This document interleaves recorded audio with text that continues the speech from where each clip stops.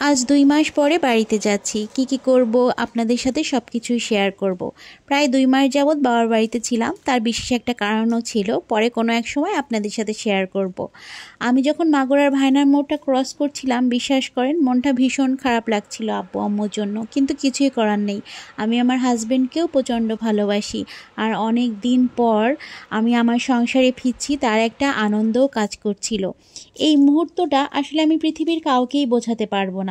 আমার বাবার বাড়ির জন্য যেমন মন খারাপ হচ্ছিল, তেমন নিজের সংসারে ফেরার জন্যও অনেক বেশি শান্তি লাগছিল।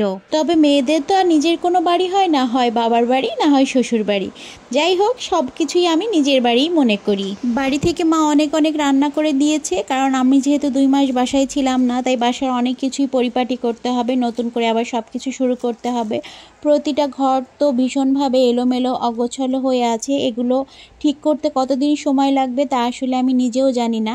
তাই আম্মু আমাকে অনেক বেশি করে রান্না করে দিয়েছে, যেন আমি শান্ত মতো খেয়ে সুন্দর মতো কাজ করতে পারি। মায়েরা আসলে এমনই হয়, মেয়ে যেখানেই যাক না কেন মেয়ের কিসে সুবিধা হবে সেটা সবার আগে চিন্তা করে। বাসাতে আসার পরে আমরা ওয়াসফিয়ার দাদা ভাইয়ের সাথে দেখা করার জন্য চলে গিয়েছিলাম। আর ওয়াসফিয়ার দাদা ভাইয়ের সাথে দেখা করার পরে ওয়াসফিয়ার দাদা ভাই আমাদেরকে নিয়ে রেস্টুরেন্টে খেতে চলে গিয়েছিল।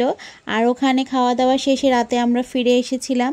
আর ওয়াসফিয়ার কিন্তু ও নানু বাড়ির জন্য ভীষণ মন খারাপ হচ্ছিল, তাই ওর দাদা ভাইয়ের সাথে বেশ কিছুটা সময় কাটিয়ে নিয়ে এসেছিলাম, যাতে ওয়াসফিয়া একটু স্বাভাবিক হয়। ওয়াসফিয়া যেহেতু আমাদের একমাত্র আদরের মেয়ে এবং সে তারা নানা নানুর খুব বেশি ভক্ত, তাই নানা নানুকে ছেড়ে এসে বেশ একটু মন খারাপ করছিল। তবে বাবাকে পেয়ে সে আবার এই সব কিছু ভুলেও থাকছিল।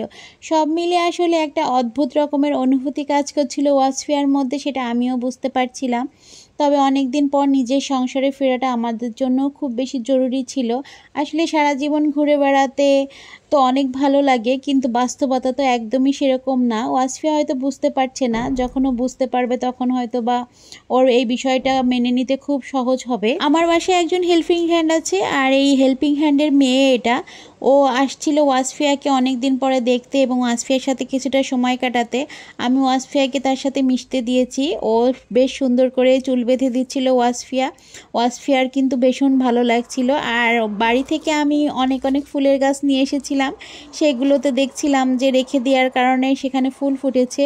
ভালো লাগছিল যে ফুলরাও আমাকে অভিনন্দন দিচ্ছে। গাছপালা আমি ভীষণ পছন্দ করি, যেহেতু অনেক দিন বাসায় ছিলাম না, তাই সব গাছ মারা গিয়েছে। আমি নতুন করে আবার সব গাছগুলো রোপণ করছি। আর আসার পর থেকেই দেখছি ফরিদপুরে ভীষণ বৃষ্টি হচ্ছে। আর এই বৃষ্টির কারণে আসলে বাসায় অনেক কাপড় ধোয়া বাকি ছিল, যেটা আমি সম্পূর্ণ সবগুলো একসাথে ধুতে পারছিলাম না। যাই হোক, আস্তে নিজের জীবনে ফিরে এসেছি আলহামদুলিল্লাহ।